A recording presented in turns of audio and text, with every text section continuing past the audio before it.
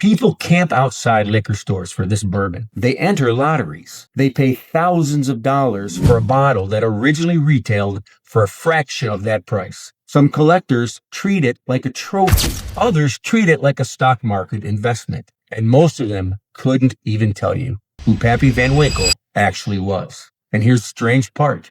The most famous bourbon in America wasn't originally named after him. The old Rip Van Winkle brand already existed long before Pappy became a legend. The name came from Washington Irving's famous 1819 character, Rip Van Winkle. And the bourbon craze that made Pappy Van Winkle a household name happened after he was dead. So, how did a traveling whiskey salesman become the most legendary figure in modern bourbon? Welcome to Sticks and Spirits, and this is the men behind the bottle.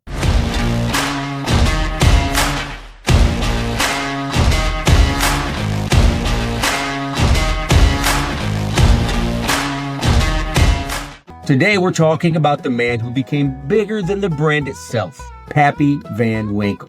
Julian Proctor Van Winkle was born in Danville, Kentucky in 1874. The Van Winkles were a prominent Kentucky family whose roots stretched back to some of America's earliest European settlers. But Julian wasn't born into bourbon royalty. He earned it. In 1893, at just 19 years old, he went to work as a traveling salesman for W.L. Weller and Sons. At the time, bourbon wasn't the cultural icon it would become. It was simply a business. And young Julian traveled Kentucky and Indiana by horse and buggy, visiting saloons, taverns, and retailers selling Weller whiskey, one account at a time. It wasn't glamorous, it wasn't famous, but it gave him something more valuable. It taught him the bourbon business from the ground up. And while selling whiskey, Julian developed a reputation for honesty, hard work, and relationship building. Those traits would eventually make him one of the most influential figures in bourbon history. But first, he needed an opportunity. The opportunity began to emerge in 1909, and by 1910, Julian Van Winkle and his partners had acquired the A.P.H. Stitzel distillery. William LaRue Weller had died a decade earlier, in 1899. After his death, the Weller business continued under the leadership of his son,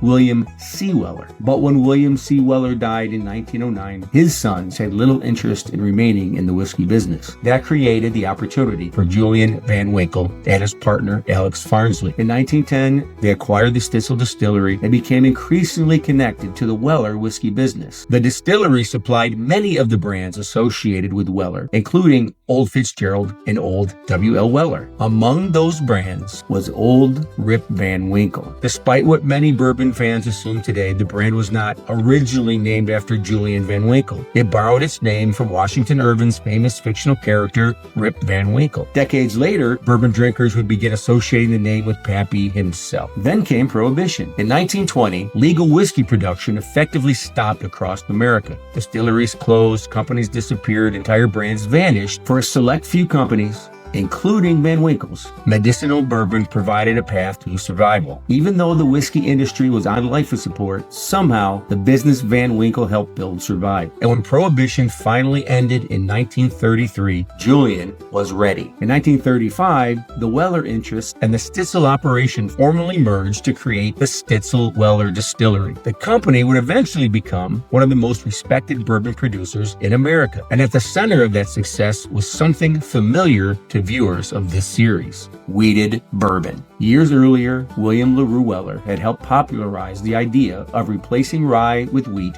as a secondary grain. The result was a softer, smoother bourbon profile. At Stitzel Weller, that wheated tradition continued, and decades later, it would become one of the most sought-after flavor profiles in all of whiskey. And somewhere along the way, Julian acquired a nickname, Pappy. No one is entirely certain when it started, but eventually almost everyone called him by it. Friends, family, employees, and customers. And unlike many larger-than-life whiskey figures, Pappy wasn't known for flashy behavior. He was known for standards. His philosophy has become legendary. We make fine bourbon at a profit if we can, at a loss if we must, but always fine bourbon. It may be the most famous quote in bourbon history, and it perfectly captured how he approached whiskey. Quality came first. Everything else came second. Pappy built a business around that philosophy. He brought family members into the company. His son, Julian Jr., his son-in-law, King McClure. Eventually, his grandson, Julian Van Winkle III. The family wasn't simply selling bourbon, they were building a legacy. By the 1950s and 60s, Stitzel-Weller had become one of the most respected names in American whiskey. Pappy had achieved what most distillers only dreamed about. He built a successful company. He built respected brands, and he built a family business. But the strangest chapter of this story hasn't happened yet. Pappy Van Winkle died in 1965 at the age of 91. At the time, he was respected. He was successful. He was admired within the bourbon industry. But he wasn't a legend. Not yet. After his death, ownership changed, corporate acquisitions followed, and the bourbon industry entered a difficult period. Vodka became fashionable. Whiskey consumption declined. Distilleries closed and brands disappeared. And eventually, the Stitzel-Weller operation that Pappy helped build was sold. When the family sold the distillery, most of the famous brands went with it. Weller, Old Fitzgerald, Rebel Yell, Cabin Still. But the Van Winkles were able to keep one name, Old Rip Van Winkle. At the time, it seemed like a minor brand, but history would prove otherwise. And then something remarkable happened. The bourbon survived. Collectors began discovering old bottles. Enthusiasts began searching for anything connected to Stitzel-Weller. The reputation of those wheated bourbons grew, and then grew again, and then grew into something nobody could have predicted. Today, Pappy Van Winkle is more than a bourbon. It's a legend built from two names that eventually became one. People enter lotteries hoping to buy it. Stores receive a handful of bottles and hundreds of requests. Secondary market prices can reach thousands of dollars. And the irony is impossible to ignore. The biggest bourbon craze in history happened after Pappy Van Winkle was gone.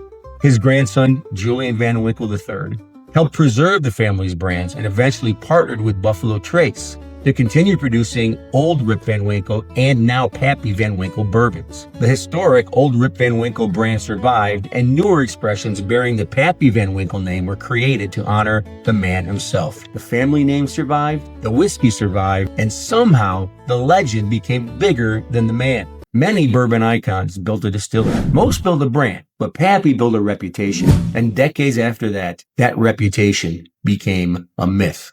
For today's pairing, we're honoring bourbon's most legendary name. The bourbon is Pappy Van Winkle Family Reserve. And if, like me, you can't find a bottle, an Old Fitzgerald makes a fitting tribute to the wheated tradition that helped create the legend. For the cigar, we've got the Pappy Van Winkle made in collaboration with Drew Estates. Together, they create a pairing worthy of bourbon royalty. Jack Daniel became a brand. George Remus became an outlaw. William LaRue Weller became an idea, the Beams became a dynasty, and Pappy Van Winkle became a myth. Because sometimes the most powerful legacy isn't what happens during your lifetime, it's what happens after you're gone. So until next time, keep your sticks lit, keep your spirits high.